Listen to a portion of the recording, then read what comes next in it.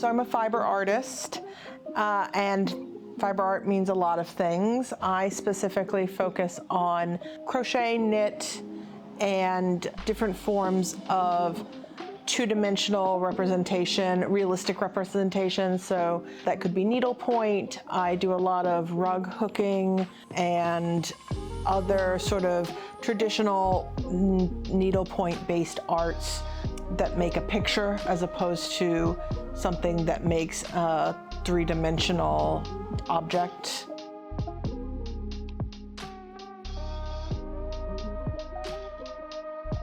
I learned to sew when I was very young.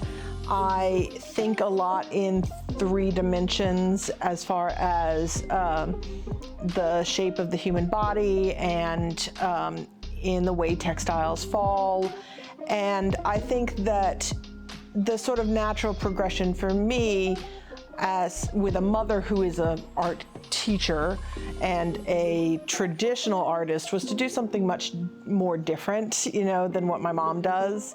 And because she's like a painter and like a two-dimensional artist, and I really wanted to do something that was different. And so I like to stay busy. I like to keep my hands moving. So I picked up crochet. I learned how to knit when I was in high school. I learned about cross stitch when I was little, but I didn't really get into it.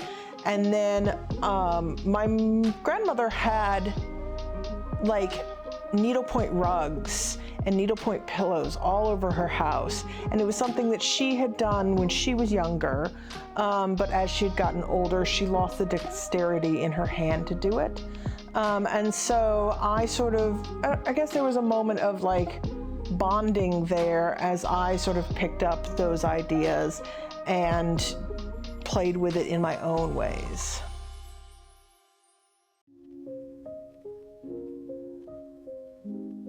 I think one of the things that is interesting about working in fiber art is the limitations that you're given by the medium.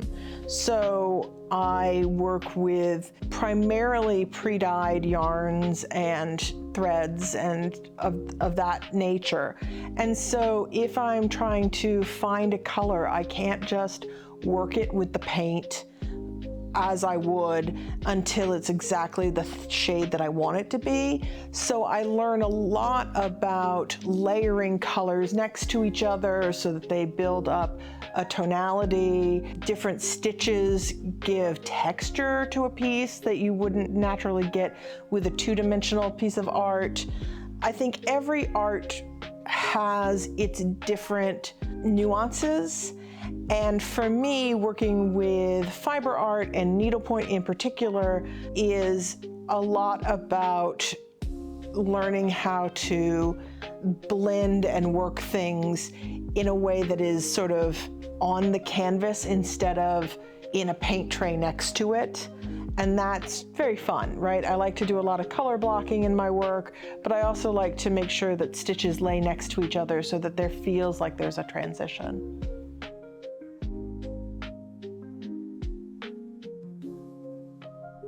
That's a good question. I think the hot take when it comes to making art is do what makes you think and what makes others think, right? Like for me, you know, I was in theater for many, many years, and I do this a lot in my fiber art, which is I make pieces that relate to topics that we're dealing with, that makes people think.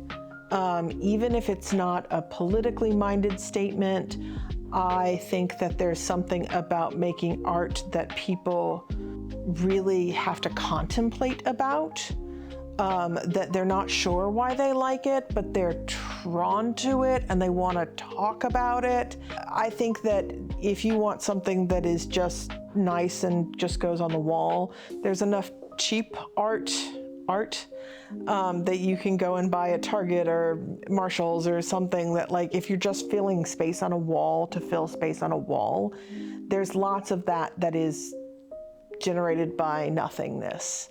For me, art is about making you think and about engaging with the audience. And so that's like, if you're going to make art that makes people think. and that makes people engaged. Otherwise, what are you doing it for?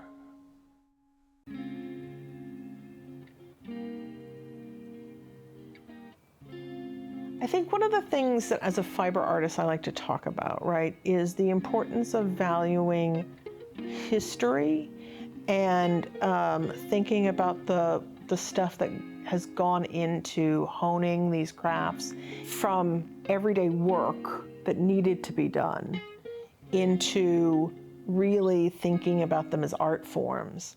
And the value that women have contributed to these roles, because so much of this came out of necessity work that had to be done and things that were passed down. I think a lot about Native people's work and the storytelling that goes into rug making, the value that we put into our clothes, you know, when they're not fast fashion, that hand labor.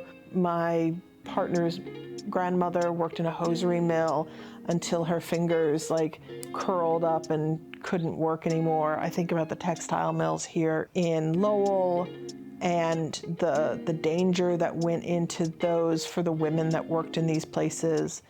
And I think that it is important to remember that like there is still value in slow fashion and slow fiber arts. Because of the love and the tradition and the keeping alive of the history of it all. And I think that that's, you know, for me, that's really important because the idea of losing those pieces of our history is really scary to me.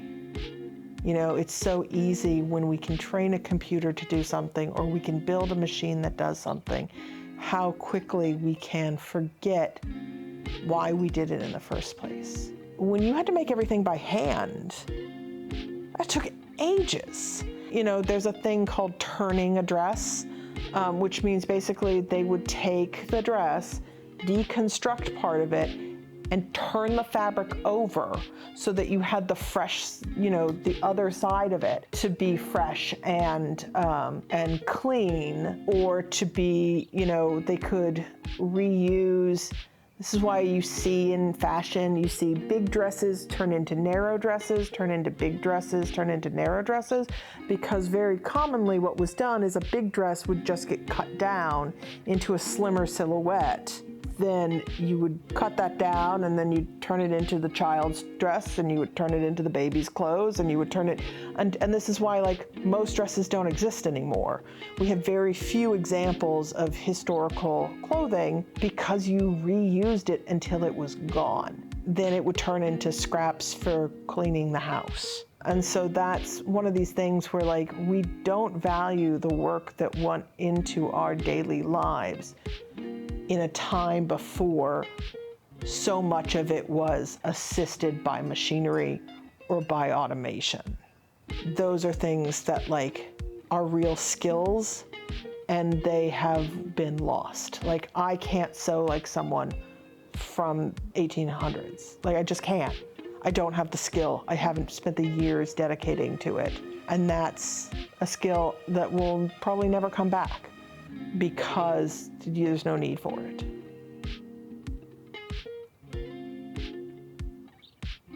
So I can be found on social media at Fiber Drama or Fiber Drama Studio. That's Instagram, Facebook, and TikTok, I think, although I haven't been on TikTok in a while. But you can also find me especially during the winter, every month at Open Studios here at Western Ave. I'm Studio 446 up on the 4th floor. And it's hard to sell knitwear in the summer, so I'm here usually during the winter pretty actively. And then I hope to be at the Yuletide Market in downtown.